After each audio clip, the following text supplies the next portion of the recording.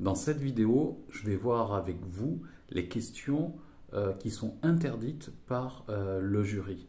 Alors évidemment, tout ça, c'est de la théorie, mais c'est toujours intéressant pour vous de savoir ce qu'on ne peut pas venir chercher chez vous. Pour bien préparer son oral, on essaye de penser à toutes les questions qu'on peut nous poser. Alors évidemment, on relit son livret 2, on se dit est-ce qu'ils peuvent me poser des questions sur ci ou sur ça. Et surtout, la question qui revient souvent, c'est est-ce qu'ils peuvent me poser des questions qui sont en dehors de mon livret. La pure théorie dit qu'en réalité, non, les questions doivent partir du livret 2. Et justement, une fois qu'on a dit ça, eh ben, on s'aperçoit que les questions interdites, en réalité, on peut facilement y arriver quand même et faire du lien avec ce que vous avez écrit.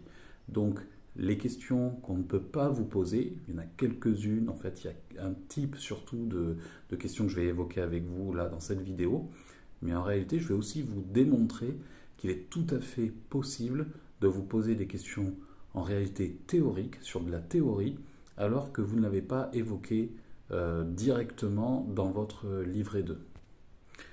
Je vais prendre des exemples pour illustrer tout ça. En fait, c'est très facile de vous poser des questions théoriques. Par exemple, sur des connaissances de loi, ça c'est peut-être la chose la plus simple à faire.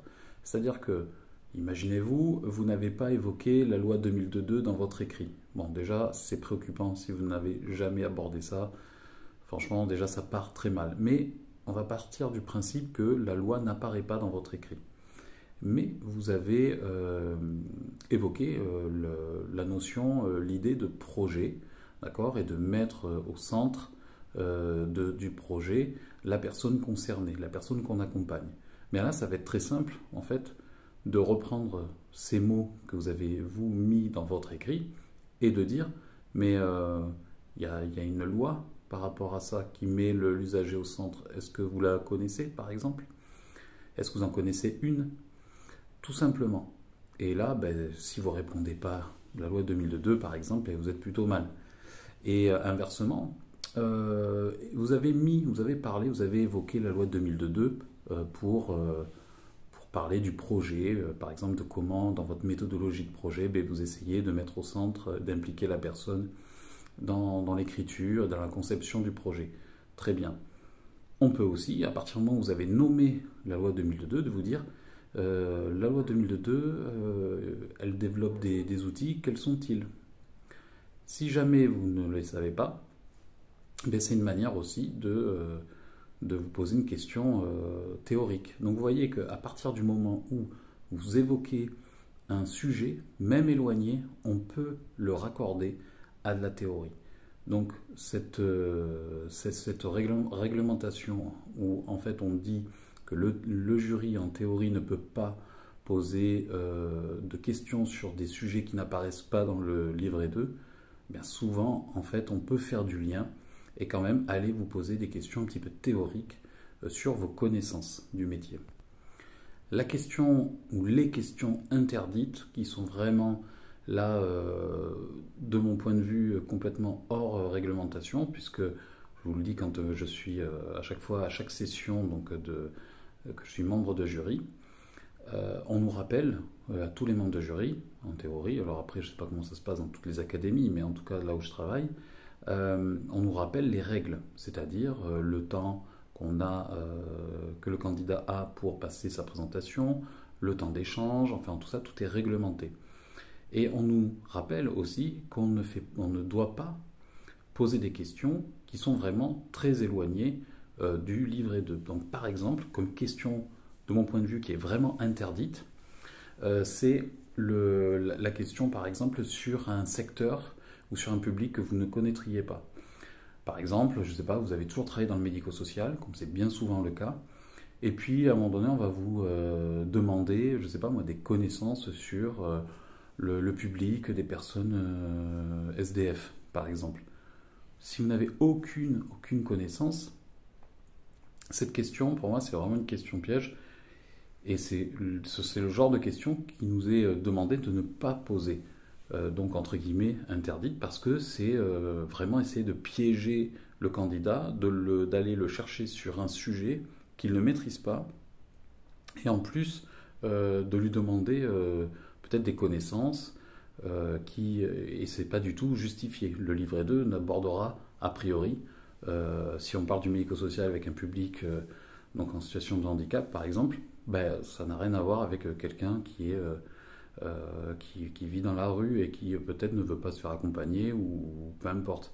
Donc aller chercher des connaissances là-dessus, ça serait un peu le piéger et c'est pas du tout l'intérêt des membres de jury que vous allez rencontrer.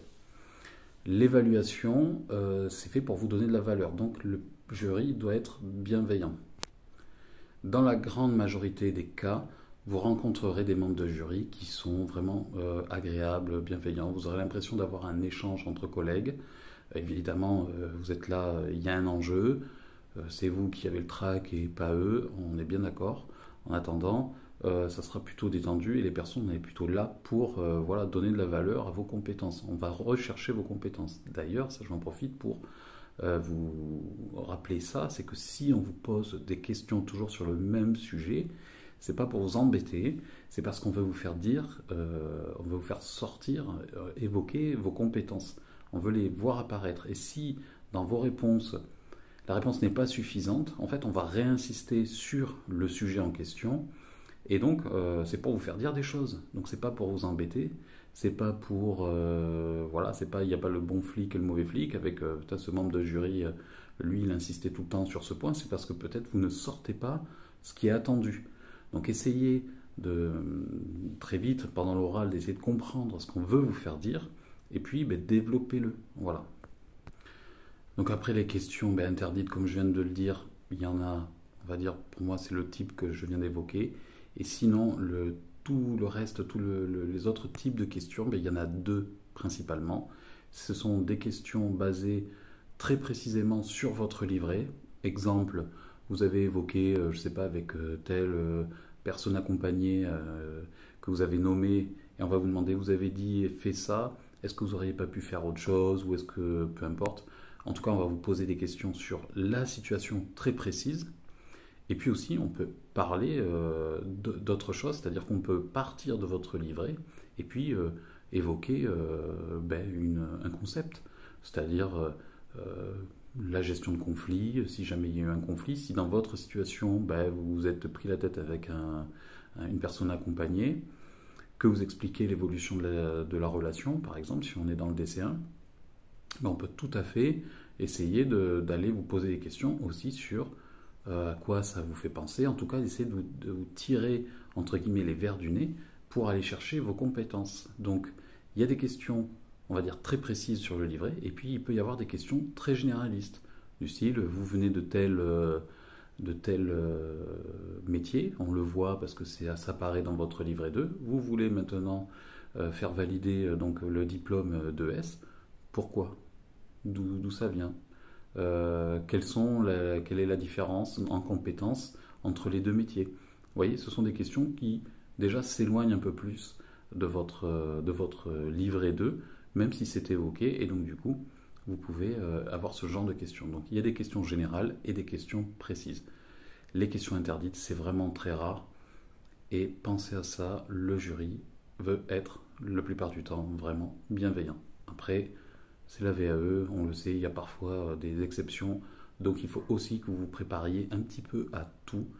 Et c'est pour ça d'ailleurs que si vous voulez rejoindre les groupes de travail qu'il y a en place, ou si vous voulez que je vous accompagne de manière individuelle, eh bien allez voir en description, vous allez voir, il y a tout ce qu'il faut pour mettre toutes les chances de votre côté et obtenir votre diplôme.